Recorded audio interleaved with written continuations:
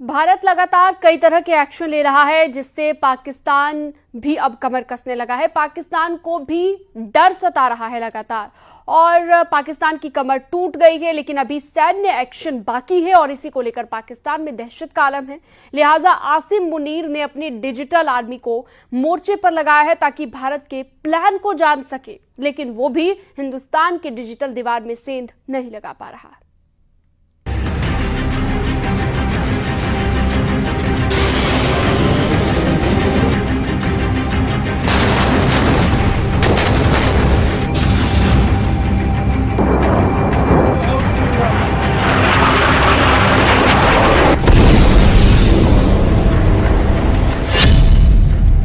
पाकिस्तान में surgical strike की दहशत।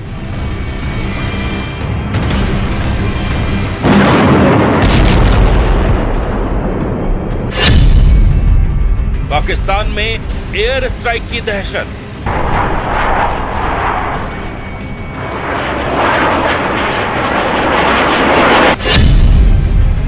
भारत के अगले एक्शन का पाक में खौफ।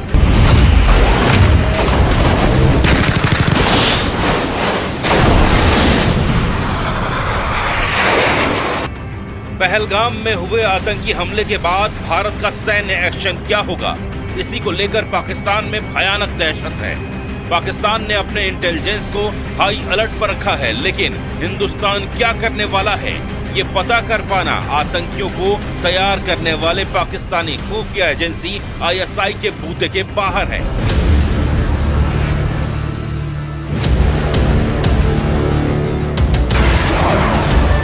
इसीलिए जनरल मुनीर ने एक्टिवेट की है अपने साइबर हैकरों की टीम को, जो इसलिए एक के बाद एक भारत में सेना और सेना से जुड़े संस्थानों की वेबसाइट पर हमले कर रहे हैं।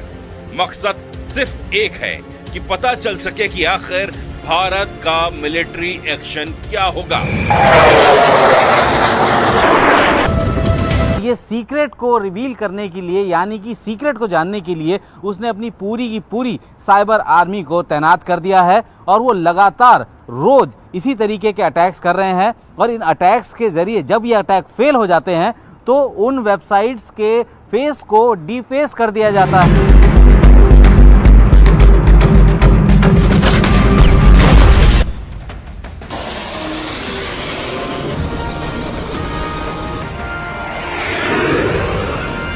पहलगाम आतंकी हमले के बाद पाकिस्तान की साइबर फौज पूरी तरह से एक्टिव हो गई है, लेकिन भारतीय सेना की सिक्योर वेबसाइट्स में सेंधमारी की उनकी हर कोशिश नाकाम रही है।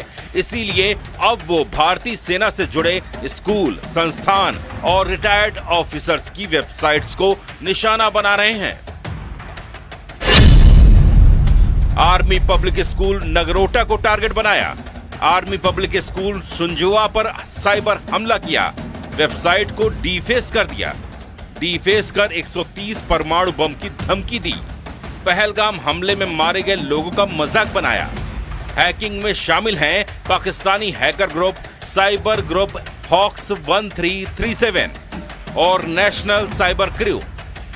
आर्मी पब्लिक स्कूल हो गया, चाहे वो एक्स सर्विसमैन वेलफेयर के जो अलग अलग वेबसाइट्स हैं वो हो गए, यहाँ तक कि वो तो उन बच्चों के भी वेबसाइट्स में घुसने से गुरेज नहीं कर रहे हैं जो कि किसी सेना के अधिकारी से संबंध रखते हैं। तो एक तरीके से ये एक डेस्परेशन दिखा रहा है पाकिस्तान का कि आखिर भारत तीसरी बार किस तरीके से हमला करने वाला है।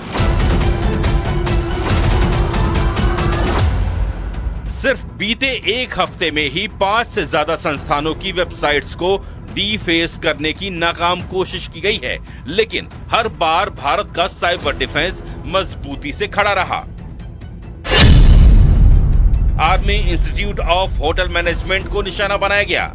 IAF veteran website, IAF placement cell, Indian army housing society, APS Ranikhet, APS Srinagar. मतलब पाकिस्तानी हैकर्स अब उन वेबसाइट्स को भी नहीं छोड़ रहे जो सिर्फ स्कूल और वेटरन्स की हैं। ये साबित करता है कि उनके पास भारतीय सेना की मुख्य वेबसाइट तक पहुंचने का कोई रास्ता नहीं मिल रहा है और वो सिर्फ और सिर्फ सॉफ्ट टारगेट्स को निशाना बना रहे हैं।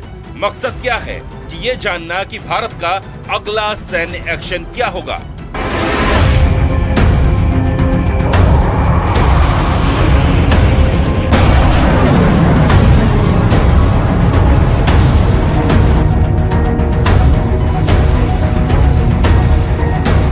भारत सरकार की वेबसाइट्स पर साइबर हमलों की कोशिशें बीते 5 सालों में 138% तक बढ़ी हैं। साफ है, पाकिस्तान अब मैदान जंग में ही नहीं बल्कि कोड्स, बाइनरी और ब्राउजर में हार रहा है। उसकी फौज अब वेबसाइट्स पर हमला करके अपनी हताशा दिखा रही है। लेकिन भारत के पास न सिर्फ फौज है बल्कि दुनिया की सबसे मजबूत डिजिटल दीवार भी है जिसे कोई गिरा नहीं सकता।